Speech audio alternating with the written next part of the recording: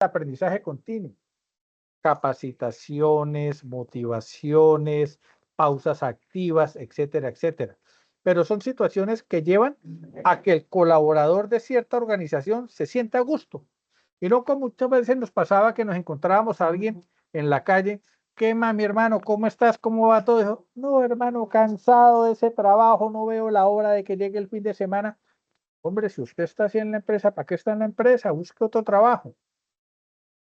No hay nada más agradable que uno hablar con él. ¿Cómo está? Hermano, súper bien, contento con lo que estoy haciendo, estoy muy bien, crecimiento personal, profesional, la familia, todo. ¡Wow! ¡Qué berraquera! ¿Cierto? Y dentro de esa cultura organizacional, que no existan teléfonos rotos, que no se trunque la información, que no se genere ruido, que la comunicación tenga una transparencia abierta, que si la persona que está en la cabeza o el líder que está en la cabeza emite un comunicado, llegue hasta servicios generales, operativos, comerciales y todo, siendo el mismo comunicado, no que se trunque la información y se permita que se genere ese ruido que no hace que logremos los objetivos esperados. ¿Ok? Igualmente necesitamos la tecnología al servicio de la estrategia que vayamos a implementar. Lo que les decía ahorita, si no estamos inmersos en la tecnología, estamos mandados a recoger. Todo hoy en día va con la transformación digital, usar la tecnología para mejorar la eficiencia. Acuérdense, eficiencia y eficacia, la eficiencia, la calidad de ese servicio. Entonces acá trabajamos lo que es el análisis de datos, información valiosa, cómo recopilamos esas bases de datos, tenemos toda la información. La automatización, que es como nosotros volvemos esos procesos más eficientes todavía, maximizamos lo que nos puedan dar. Y la inteligencia artificial, que ya es algo inmerso en nuestras vidas. No solamente para hacer cartas, para hacer trabajos, sino para tomar decisiones. Aprender a utilizarlas como herramienta de apoyo, más no depender de ellas, que es lo que comúnmente está viendo uno con las inteligencias artificiales. Dejamos todo a la inteligencia artificial, entonces ya nosotros no producimos, simplemente le damos 2 o 3 variables y ¡pran! Me saca el texto y ya listo, esto es lo que es. No, que nos sirva como herramienta para nosotros tomar las decisiones asertivas frente a lo que debemos presentar. Gestión del talento siempre va a ser importante. Empresas del siglo XXI, del siglo XXII, del siglo XIX, XVIII, XVII, siempre el talento humano, el capital humano, es el que me va a mí permitir crecer de acuerdo a la toma de decisiones. Y aquí es donde nosotros encontramos esa atracción, ese desarrollo y esa retención. La atracción, porque atraer el talento es clave dentro del desarrollo de las estrategias. El desarrollo, porque el personal tiene que ser el idóneo, el capaz, el que sabe. Y la retención es que yo tengo que evitar en mi organización esa rotación constante de personal, porque cada vez que alguien sale y alguien entra, algo que ya deben conocer todos ustedes es esa curva de aprendizaje a los nuevos procesos. Entonces, si nosotros tenemos el personal idóneo, invertimos en sus propias capacitaciones para que se amañe con nosotros, pues esas curvas de aprendizaje nunca las vamos a tener porque va a ser lineal, constantemente el crecimiento que se va a dar de acuerdo a la generación de ese talento. ¿Preguntas hasta acá? No, señor, Profe, por mi parte no. Dime, Elber. profe, para agregar algo, ocurre que he estado leyendo algunas cositas, sobre todo de la BBC, y entonces hablaban de la alta rotación que está presentando en las empresas europeas y el costo que está teniendo eso, y se pusieron a mirar cuál era la razón. Ocurre que hoy en día las personas, hablo tanto de hombres como mujeres, no están dispuestos a tener hijos. Entonces, cuando no hay, digamos, esa obligación, no se genera esa obligación de estar respondiendo por alguien, sino que sencillamente responden por ellos mismos. Entonces, algo que no se veía, por ejemplo, en China o se veía en Japón, es que las personas no están vinculándose con las empresas a largo plazo. Están una temporada, hablamos de 3 meses, muchos 6 meses, y salen. Incluso trabajos que en otra época no se contemplaban que fueran, digamos, un trabajo serio, hoy en día son los que están teniendo más eh, atractivo. Y es que cuidar mascotas, cuidar ancianos, cuidar jardines. Trabajan un tiempito, hacen, digamos, para los gastos y fuera, no se comprometen con nada ni con nadie. Y eso es una gran carga que están teniendo las empresas a nivel mundial porque la curva de aprendizaje está saliendo demasiado costosa en la medida que sí sabe la persona, pero se va. Y no hay cómo detenerla ni hay cómo amarrarla porque sencillamente no siente que tiene la obligación de quedarse porque no tiene el perrito que le ladre. Eso que dices es muy cierto, Herbert, y esa rotación de la cual tú hablas, si miramos, viene siendo unos rangos de edades entre los 20 y 35 años. Y lo que tú dices es muy cierto. Lo hacen porque no tienen obligaciones alternas a solamente mi vida propia. Entonces, yo me acomodo a lo que tengo y si me aburro acá me voy para otro lado, porque es que yo no tengo, como tú lo decías, no tengo hijos, no tengo a quien mantener, no tengo una obligación externa que no sea yo. Y empieza esa rotación constante. Y si miramos ese tipo de población frente a ese tipo de organizaciones o ese tipo de labores, son labores medios o labores bajos, pero nunca labores de toma de decisiones, porque ahí sí ya la preparación es mucho más alta y las obligaciones son mucho más altas. ¿Sí? Entonces, es una constante que se está dando en rangos de edades y no hablemos tanto de Europa, hablemos lo de Asia. En Asia es donde más se está presentando esa situación. Pero son situaciones que igualmente se están repoblando con otras, repoblando, se están reutilizando con otras poblaciones. Si nosotros miramos ahorita en los países europeos, en los países desarrollados, Suiza, Suecia, Dinamarca, Noruega, hombre, allá ya no tienen hijos y allá la falta de población es población joven para que vayan a poblar y hasta pagan por eso, ¿cierto? Pero con unas condiciones. Y si tú miras las condiciones es para que vayan a tener hijos. ¿Por qué? Porque obviamente si no hay población, no hay mano de obra, no hay productividad, mucho menos va a haber ingresos para este tipo de población. Entonces, esto tiene que ver más que todo ya hablándolo en temas geopolíticos y geoeconómicos. Cuéntame, Elmer. Profe, en otra partecita por ahí, he estado chismoseando. Ocurre que hace un tiempo, aquí para nosotros, después de los 20 años, éramos los hijos bombril. Entonces, hoy en día, incluso allá en Europa es normal que el chico, la chica de 35, de 40 años, vive en la casa de sus padres, a expensas de sus padres. Total, total. Y esas son situaciones que la misma cultura lo está promoviendo. ¿Sí? Hace muchos años, cuando yo era joven y bello, dice por ahí, a nosotros nos criaron con un pensamiento y era cuidar a los padres en la vejez. Yo no estudiaba y me acuerdo yo que cuando yo terminé mi primera carrera, a uno lo preparaban para mejorar laboralmente. Hoy en día nosotros propendemos que la educación se base en que el estudiante no mejore su puesto, sino que genere un emprendimiento, que genere su propia empresa y sea él el que genere empleo, ¿cierto? Los muchachos de hoy en día salen bachilleres y salen con un pensamiento de que me voy a mochilear, me voy para otro país. ¿Con qué? No sé, un morral al hombro y se van a andar. Es otra cultura, ¿cierto? Acá, en Latinoamérica.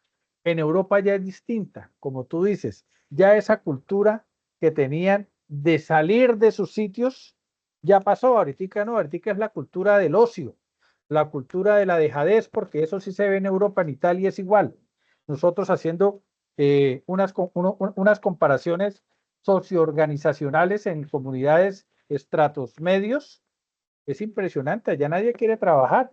Y como ya estamos hablando del, por lo menos en España, del sistema progresista, distinto al que se pretende acá en Colombia, allá el Estado genera ingresos para este tipo de población con muy pocos, con muy pocas situaciones de cómo vamos a hacer que usted devuelva, ¿sí? Entonces, es algo que está generando un bajón, porque España está mal ahorita en la parte económica y la población que tiene productiva está llegando de Europa, perdón, está llegando de África y está llegando de Latinoamérica. Entonces, volvemos a lo mismo. Estamos llevando mano de obra barata, sí, pero lo que necesitamos para desarrollar mejores situaciones se está quedando ahí. Y estamos dependiendo de herramientas tecnológicas mal usadas, como es la inteligencia artificial, como es la dependencia como tal de ciertas cuestiones tecnológicas. Ya la gente utiliza todo acá, estos teléfonos, estas cositas, y ya hemos dejado de leer, que es algo que genera un hábito para poder desarrollar ideas, que genera un hábito para poder tener lo que yo les digo siempre, nunca se olvide, la perspectiva y la prospectiva. Miremos más allá de, porque eso es lo que no se ve hoy en día. Sandra, qué pena, cuéntame. No, profe, de acuerdo a lo que mencionaba Elber y a lo que comenta usted ahorita, es que vivimos en cambios generacionales y las generaciones cada vez tienen una idea muy diferente del concepto de lo que es la vida y de lo que es el compromiso. Ya, por ejemplo, las generaciones actuales y seguramente las que vengan más adelante, yo he escuchado, ¿no? Que dicen, pero que sea uno morir 10, 20 años en una empresa, dedicándose a una empresa, ya han cambiado mucho la mentalidad de los años atrás que se decía, no, yo me quedo ahí hasta que me pensione y Así logre era. mi jubilación, ¿sí? Y Uno hoy veía día esas está cambiando, familias, total, sí, uno veía esas familias que llegaban del amigo y desde el tapete de entrada era de la empresa del papá que llevaba 40 años en el mismo puesto. Y el pisapapeles y el tapete y las batas y las toallas y todo era de la empresa porque él era todo su trasegar de la vida y no conocía más. sí, Y si el hombre se iba a pensionar, pues estaba el hijo que seguía a hacer lo mismo que hacía el papá. Y eso ha cambiado, como tú dices, esos cambios generacionales hoy en día, ya los muchachos de hoy nacen con otro chip. Y lo que menos quieren los muchachos es hacer lo mismo que hacía el papá. Eso sí es de ahí. sí, Pero eso sí, sí se verdad. debe igualmente a todo eso. Y esa cultura, de lo que hablábamos inicialmente en el primer tema, esa cultura es cultura, muchas veces parte del mismo hogar. Muchas veces parte del mismo hogar porque es que los hijos de hace 15 años, 10 años, ya crecen con la mentalidad del padre, que es que yo no quiero que le pase lo que me pasó a mí. Es que si yo no tuve, yo no quiero que a mi hijo le falte. Entonces nos volvimos mucho más permisivos frente a ciertas situaciones que no permiten ese desarrollo cultural, que es el deber ser, por parte de ciertas, de ciertos muchachos, de ciertas edades. Así es, sí, señor. Bueno, listo. Vamos a continuar con nuestro tema. Ya vamos a entrar en el último tema, que es el que estabas comentando tú ahorita, que es lo del benchmarking, para que de pronto lo podamos entender un poco mejor y pues obviamente aprovechar el recurso que me encargo yo mañana de bajar el material para enviárselos al correo, que no estaba abriendo el enlace, ¿vale? Entonces, ¿qué es el benchmarking? Como lo hablábamos en un principio y como lo decías tú, Herbert, el benchmarking es comparar procesos, no es copiar. Es comparar y mirar cuáles son los mejores para yo adaptar. Entonces se comparan prácticas con líderes del mercado y el objetivo es identificar esas áreas de mejora. ¿Para qué? Obviamente para mirar cómo los voy a implementar. Esa es la importancia de saber analizar ese mercado. Ayuda a mejorar la eficiencia, permite reducir costos, impulsa innovación, aumenta competitividad, etcétera, etcétera, etcétera. Entonces, el benchmarking lo que nos sirve es para eso. Debemos tener en cuenta la planificación, el saber recopilar, analizar, implementar y ajustar. Siempre vamos a arrancar en la planificación. Conozco procesos, conozco situaciones y de una vez lo que hago yo, que es analizo la información, busco la estrategia adecuada, la ajusto para poderla llevar a la práctica dentro de lo que yo estoy haciendo. Perdón, director, su Dime, merced está grabando, es que ahí yo vi un mensaje claro, que dice que la grabación se detuvo. ¿Ah, sí? Ah, bueno, no, bueno. espérate, no, ahí está grabando. Si estás viendo la Ah, bueno. pantalla aquí donde está el mouse, ahí está en rojo el Ah, botón, ok. significa que se está grabando. Bueno, bueno. Listo, listo. Entonces, seguimos. Mira, estamos hablando acá y acá me están llegando mensajes de alguien de la universidad que lo apoya con un emprendimiento. Eso es por todos lados y así tiene que ser. Vean, redes sociales aprovechando para publicitar lo que se tiene. Entonces, miremos tipos de benchmarking. ¿Cómo encontramos el benchmarking interno? ¿Cuál es el benchmarking interno? Hombre, es que yo soy del departamento contable y los del departamento comercial siempre cumplen sus metas y las suben mucho más. Pero yo dentro de mi departamento escasitamente llego al 95%. Entonces, hombre, es algo donde yo puedo mirar qué están haciendo ellos para cumplirlas y mirar cómo las adapto a lo que yo estoy haciendo para ver si podemos cumplir. Y no estoy copiando, estoy mirando sus estrategias para ver si pueden servir dentro de lo que yo estoy haciendo. Entonces es comparar, una comparación entre departamentos, se identifican mejores prácticas dentro de la empresa, trabajo colaborativo. Hagámoslo en conjunto porque el fin es el mismo. El competitivo, análisis de competidores directos, lo que se busca es superar sus resultados y estrategias. Entonces, hombre, yo vendo zapatos acá en Bucaramanga, tengo una empresa que está empezando a surgir, pero yo quiero vender como Bossi o yo quiero vender como Vélez. Hombre, pues vamos a mirar cómo manejan ellos esas estrategias para ver cómo hago yo y poder llegar a hacer posicionamiento como lo hacen ellos. Un benchmarking funcional, que es la comparación con empresas de otras industrias y se adaptan las prácticas innovadoras. Que yo te decía, miremos Coca-Cola, hombre, miremos Toyota, miremos IBM, etcétera, etcétera. Y tenemos la genérica, que es la aplicación de los procesos universales, donde se optimizan las funciones básicas de la empresa. Oiga, venga para acá. ¿Cómo hace Mercedes-Benz para tener tantas oficinas a nivel mundial, tanta exclusividad con sus clientes, tanta mejora continua dentro de sus procesos de adaptabilidad a las necesidades del entorno? Hombre, ¿y usted por qué quiere saber eso? No, es que yo tengo mi empresa de pijamas y quiero saber cómo lo hacen ellos para ver si me sirve a mí, cómo me adapto. ¿Sí? Entonces, entendamos que el tipo de benchmarking es precisamente comparar, no copiar, comparar. Y arrancamos con el proceso, como lo decíamos, planificar, recopilar, analizar y llevar a cabo las estrategias que me permitan lograr una acción. Definir los objetivos en la planificación, obtener datos relevantes dentro de la recopilación, comparar datos y prácticas, identificando las brechas y oportunidades en ese análisis, que no lo hago solamente yo pensando en mi empresa, sino con mi equipo de trabajo para el logro de los objetivos comunes. Y la acción, que es implementar esas mejoras, monitoreando los resultados para volver a tomar decisiones, control. Entonces, si miramos, pasamos por todos los procesos: planear, organizar, dirigir y controlar. ¿Listo? Y conociendo casos de estudio, lo que hablábamos ahorita, en este caso seguimos con Toyota, implementó el Toyota sistema de producción de Toyota que redujo costos y mejoró calidad. Un ejemplo. En la Ford se analizaron los procesos de fabricación y se mejoró la eficiencia y la productividad. La General Motors, eso estamos hablando de la industria automotriz, adoptó prácticas de gestión de calidad, aumentó satisfacción del cliente.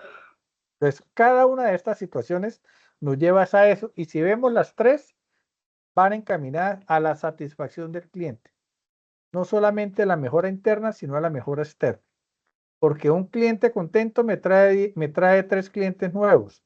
Un cliente no contento, insatisfecho, lo que hace es propagar esa mala actitud frente a mínimo 10 personas.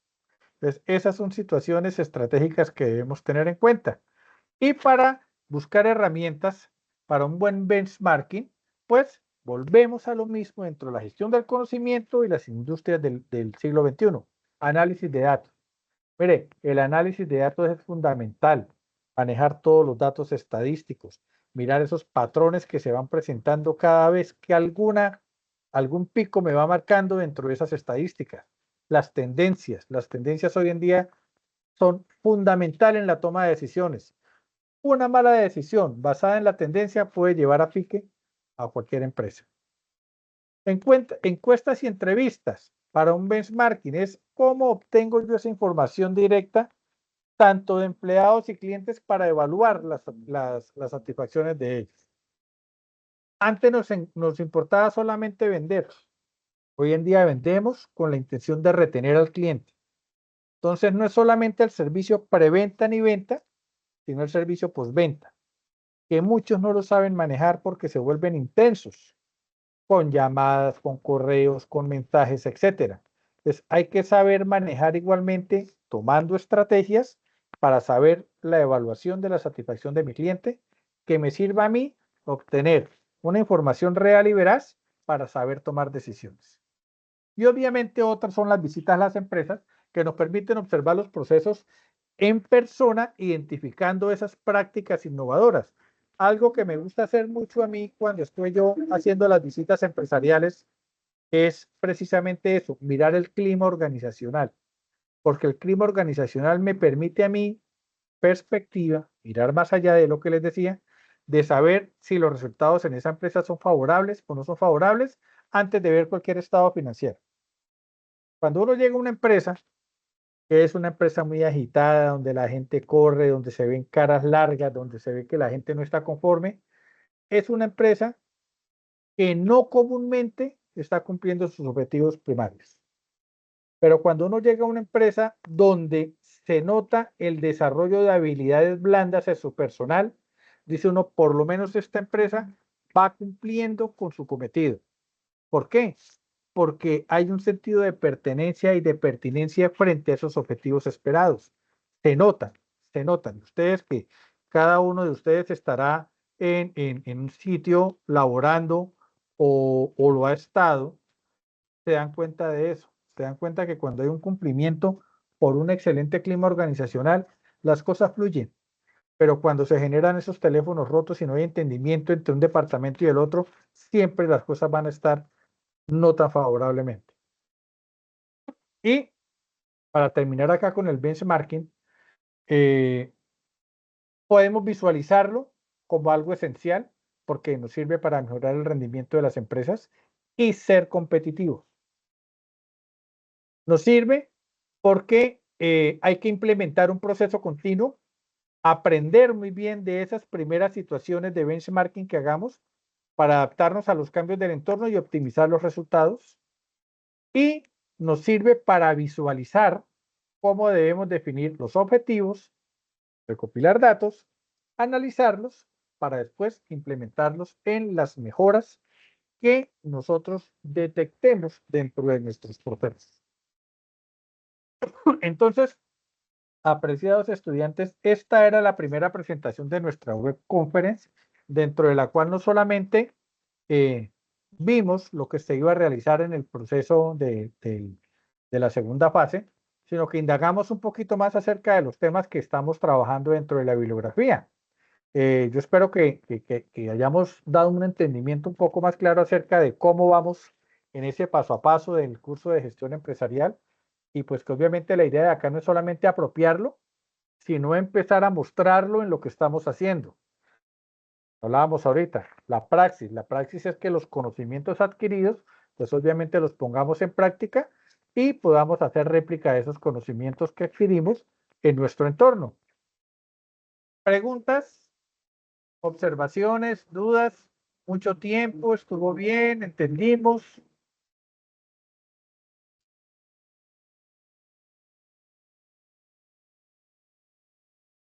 Entendimos, profe, muchas gracias.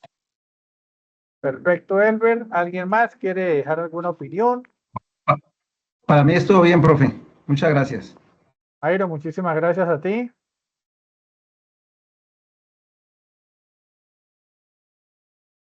Listo, listo. Bueno, entonces, apreciados estudiantes, vamos a dar por terminada nuestra primera web conference. Me siento contento, estamos 23 conectados, tuvimos un pico de 30.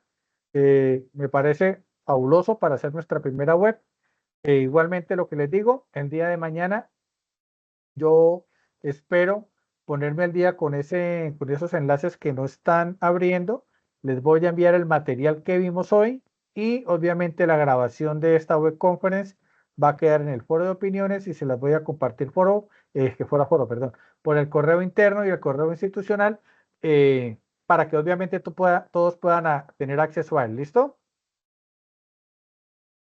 Profe, muchísimas gracias. Vale, muchísimas Listo, gracias profe, muchas gracias. a ustedes por su participación. Con su permiso voy a detener la grabación. Y bueno, no me queda más que agradecerle por su participación.